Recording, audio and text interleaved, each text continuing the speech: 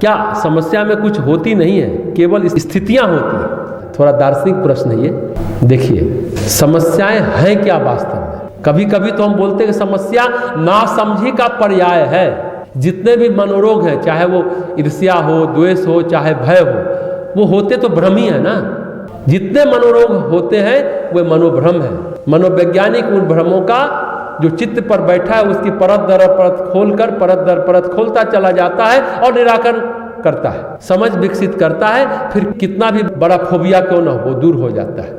ऐसी स्थिति बने जिसके कारण भ्रम हुआ, समस्या हुई, उस स्थिति के बारे में समझ आ जाएगी तो भ्रम खत्म हो जाएगा और समस्या खत्म हो जाती है।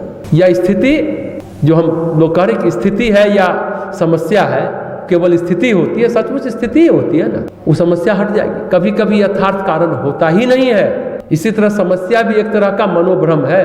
सबसे बड़ी बात है समझ।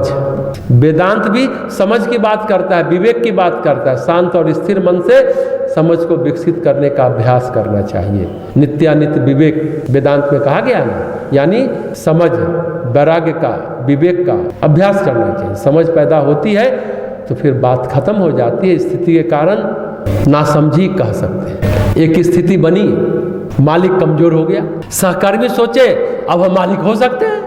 परिस्थितियों का सच कहिए तो उन्होंने सच ही ब्यौरा लिया और नासमझी पैदा हो गई। गहरे में पहुंचेंगे तो समस्या आप सृजित नहीं कर पाएंगे, ये बात समझिएगा।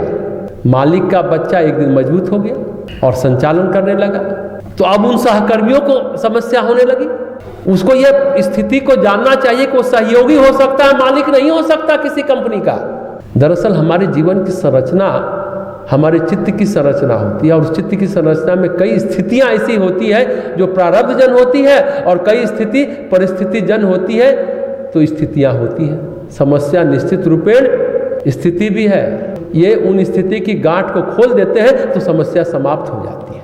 बस एक ही बात समझ होनी चाहिए, हम सही ढंग से चीज़ों को समझें, जीवन के प्रत्येक स्थिति को सुधारने के लिए प्रयास करें। दो उपाय है। पहला जो मूल उपाय है, आप चित्त के प्रारब्ध की मूल संरचना को देखें और उसको तोड़ें। अगर प्रारब्ध की संरचना को तोड़ देंगे, जो कह रहे कि स्थिति है वो स्थिति उत्पन्न ही नहीं होगी, और उत्पन्न होगी भी तो चली जाएगी। उसके लिए साधना स्वाध्याय कठोर तप करिए प्रारब्ध को तोड़ने के लिए। दूसरा परिस्थिति होती है, उससे प्रारब्ध का योगदान नहीं के बराबर होता है।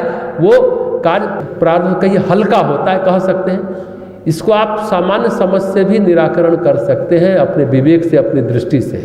अब देखने वाली बात है कि स्थितियां घनघोर प्रारब्ध ने पैदा की है या परिस्थिति ने पैदा की है। ये आकलन कर लीजिए, सही समझ के साथ निराकरण कर लेंगे तो समस्या चली जाएगी। श्री अरविंद ने कहा है ना, इनर रेगुलेट्स आउटर बीइंग। अंतःकरण का आप निर्माण कर लेते हैं तो परिस्थितियां अपने आप आपके नियंत्रण में आ जाएगी। परिस्थितियों का एक कारण मनस्थिति हो सकती है। परिस्थिति किसने पैदा की? चित्त ने पैदा की है, ये जानना चाहिए। यानी मनस्थिति ने पैदा की। बाहरी व्यवहार भी स्थिति पैदा कर देती है। मनस्थिति और परिस्थिति समझिए, परिस्थिति का जन्म दो तरीके से होता है। व्यवहार के कारण, जिसे सामान्य साइकोलॉजी से समझ से सुधारा जा सकता है। मनस्थिति में भी दो बातें हैं। एक वैचारिक जो व्यवहार पर परिलक्षित होता है, विचार को सुधार ले तो व्यवहार आपका सुधर जाता है, तो परिस्थिति स्थिति सुधर जाती है। पर जो चित्त के द्वारा उत्पन्न है वो तपस्या अनुष्ठान जैसा हमने कहा उससे टूटेगा। तो गुरहार्थ निकालना होगा। परिस्थिति का क्या मतलब है? परि मतलब आसपास, स्थिति मतलब अवस्था, यानी आसपास की अवस्था परिस्थिति या स्थिति है कह सकते हैं। अब परिस्थिति का जन्मदाता कौन है? व्यवहार या विचार या वृत्ति।